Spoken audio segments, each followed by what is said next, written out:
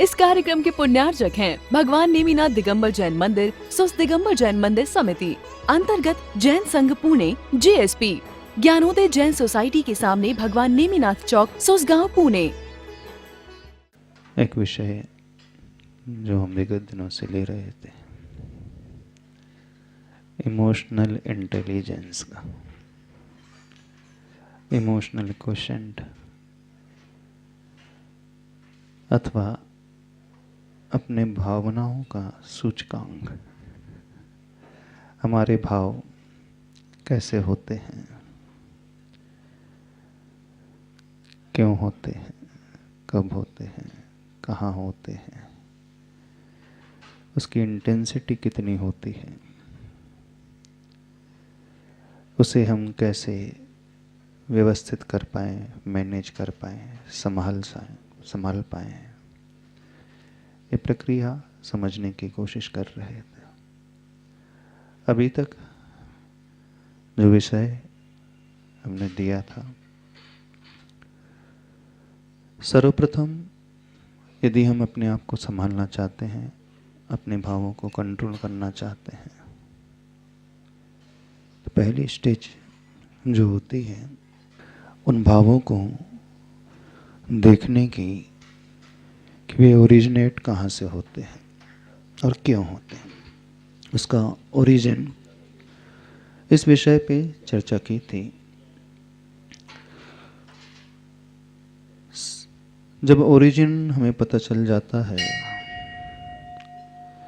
तभी हम अगली सीढ़ी पर कदम बढ़ाते हैं। मूल कारण ज्ञात होने पर डायग्नोस जैसे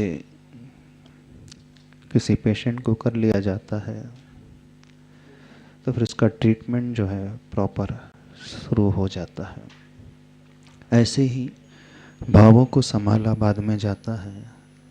पहले ये देखा जाता है वे भाव उत्पन्न किन परिस्थितियों के कारण हो रहे हैं और क्यों हो रहे हैं।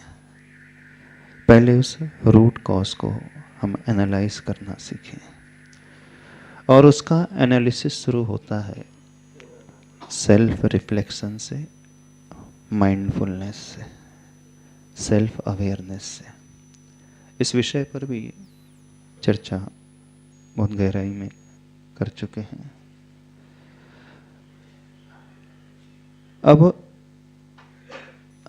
कई लोग ये प्रश्न करते हैं, हमें पकड़ में तो आ जाता है कि हमारे भाव, फिर वो क्रोध के हों, राग के हों, ईर्ष्या के हों, द्वेष के हों, चिंता के हों, दुख के हों, शोक के हों, भय के हों, अथवा ईगोइस्टिक हो, किसी भी प्रकार के क्यों ना हों, बुरे हों अथवा अच्छे हों। कई बार इस समझ में आने लगता है कि यह भाव हमारे भीतर पैदा हो रहे हैं। यह भी हमें समझ में आता है कि नहीं होना चाहिए, लेकिन समझ में आने के पश्चात हम उसे कैसे सुव्यवस्थित बना पाएं, कैसे उन्हें हम कंट्रोल कर सकें, उस विधि को थोड़ा सा अच्छे से समझना है। एक तो जो हमेशा अलर्ट रहते हैं, जागृत रहते हैं,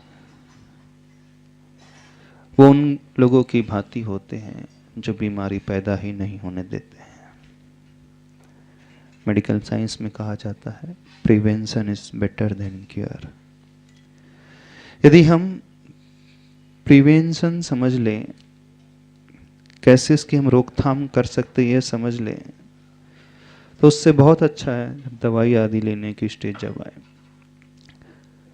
लेकिन हर व्यक्ति इतना सक्षम होता नहीं, कैपेबल नहीं होता है कि पहले ही वह प्रिवेंट कर जाए। जो संयमी होता है व्यक्ति, जो बहुत माइंडफुलनेस वाली प्रैक्टिस करना जानता है, जो हमेशा जागृति में जीता है, उसका एक्सीडेंट कभी नहीं होता है।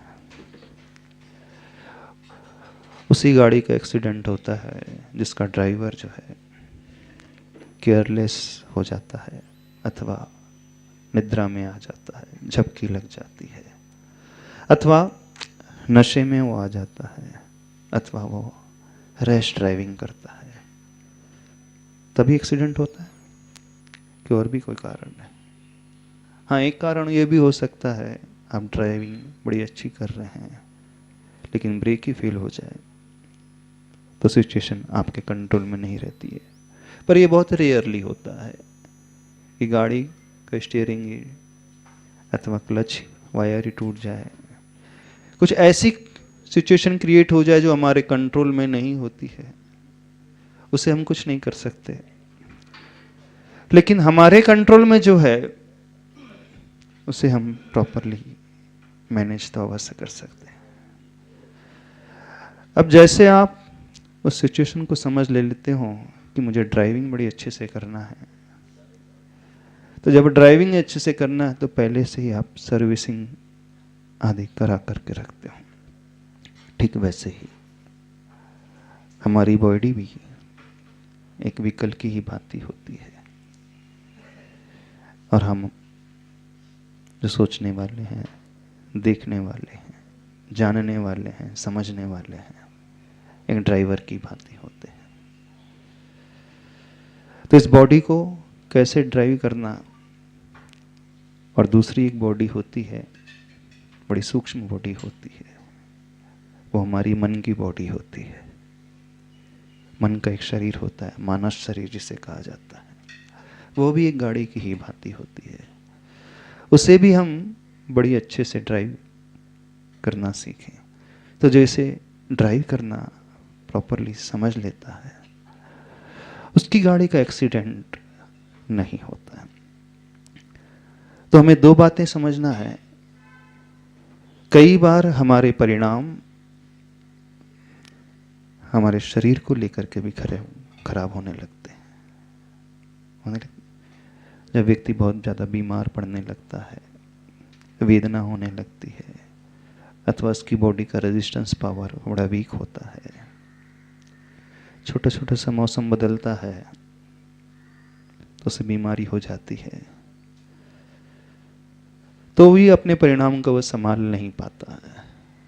एक ऐसी स्थिति भी होती है, वो चाहता है कि मैं अपने भावों को बहुत कंट्रोल रखूं, लेकिन शारीरिक अक्षमता इतनी होती है,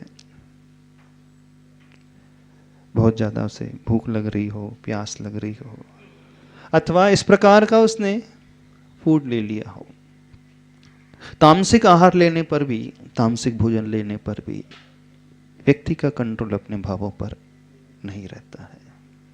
नशीली वस्तु के सेवन करने पर भी उसका कंट्रोल नहीं रहता है। होता है ना ऐसे? तो हमें यह भी देखना है, यदि हम अपने भावों को, इमोशंस को संभालना चाहते हैं, तो हमें दो फील्ड पर, रादर तीन फील्ड पर काम करना होगा। एक एक्सटर्नल स्थूल शरीर जो है उस पर काम करना होगा, उसे प्रॉपरली सर्विसिंग करना होगा। तो उसकी सर्विसिंग होती है हमारे इंटेक पर डिपेंड करती है, हम क्या इंटेक लेते हैं, फूड इंटेक कैसा होता है। दूसरी चीज जो हमारा सूक्ष्म शरीर होता है, मानस शरीर होता है, अथवा हमारा मन होता है, वो भी एक बॉडी ही है।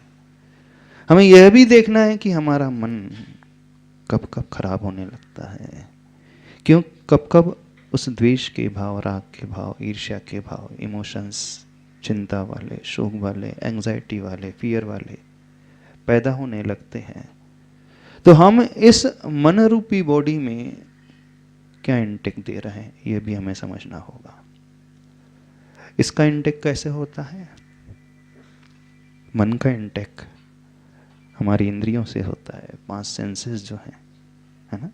हम क्या देखते हैं, जैसा दृश्य हमें दिखने लगता है, हम शांत बैठे हैं, एक लड़ाई का दृश्य दिखने लगा, परिणाम उद्वेलित होने लगे। एक गंदा सा दृश्य देखने लगता है व्यक्ति, कचरा पड़ा है, गंदगी पड़ी है, ग्लानि का भाव उसके भीतर, वैसे इमोशंस पैदा होने लगे। एक सुंदर दृश्य देखता है, राग का भाव उसके भीतर पैदा होने लगा। तो हमारे 5 जो सेंसेस हैं, सबसे इंपॉर्टेंट जो हमारा सेंस है चक्षु इंद्री का, आंखों का, बिल्कुल मान करके चलना।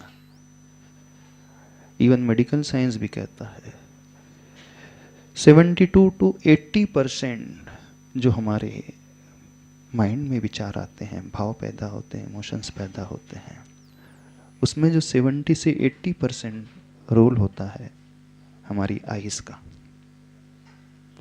बिल्कुल सबसे ज़्यादा हम 5 इंद्रियों में प्रयोग करते हैं तो अपनी आंखों का प्रयोग करते हैं। सोचा कभी आपने? हियरिंग की जब बात आती, ज़्यादा सुनता नहीं है व्यक्ति, उसमें वो राग का भाव ज़्यादा पैदा नहीं होता उस समय, अथवा ज़्यादा द्वेष का भाव पैदा नहीं होता। होता है, मानते हैं। जब स्मेल करने की अथवा फ्रेग्रेंस की बात आती है, सुगंधी दुर्गंधी की बात होती है, तो बड़ा रेयरली होता है। एक जब रसना इंद्र की बात आती है, कुछ खाने पीने, हाँ उसमें भी होता है, राग द्वेष का भाव पैदा होता है, पर वो खाने की बात होगी हार्डली 1 to 2 आवर पूरे दिन भर में, उतना भी नहीं होगा। सब मिला लिया जाए तो आप भोजन करते हैं, खाते हैं, पीते हैं, कितना समय जाता होगा? 1 घंटा। मॉर्निंग में ब्रेकफास्ट है, लंच है, स्नैक्स है, डिनर है, पीना हो कुछ भी, 1 से 2 घंटे, उससे ज़्यादा टाइम नहीं होता होगा, नहीं जाता। लेकिन आइस की जब हम बात करते हैं, आंखों की जब हम बात करते हैं, 7 से 8 घंटे वो सोता है, इतने ही सोते होंगे। वैसे तो कुछ लोग होते हैं 6 आवर की ही नींद लेते हैं, ठीक है, कुछ लोग होते हैं 7-8 घंटे सोते हैं। यदि 8 घंटे भी मान लिए जाए आपकी आंखें बंद रहती है, तो 16 आवर्स दिन भर में आपकी आंखें जो हैं खुली रहती।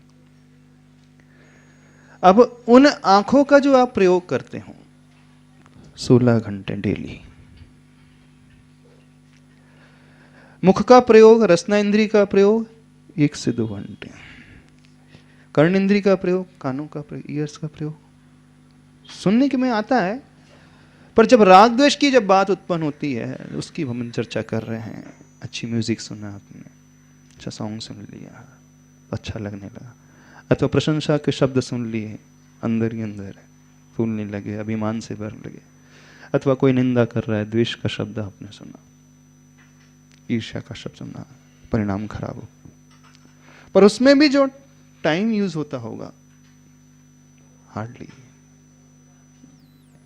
अदर सेंस में 1-2 घंटा, अथवा फ्रूटफुल यूज करते हैं, कुछ आप प्रवचन सुन रहे हैं, सपोज स्पीच सुन रहे हो, अथवा आप मूवीज देख रहे हो, वहां देख भी रहे हो और साथ में सुनते भी हो, किसी से बात कर रहे हो, उसे देखते भी हो, सुनते भी हो, तो भी ईयर का जो प्रयोग होता है, कानों का भी प्रयोग होता है, तो उतना नहीं होता है।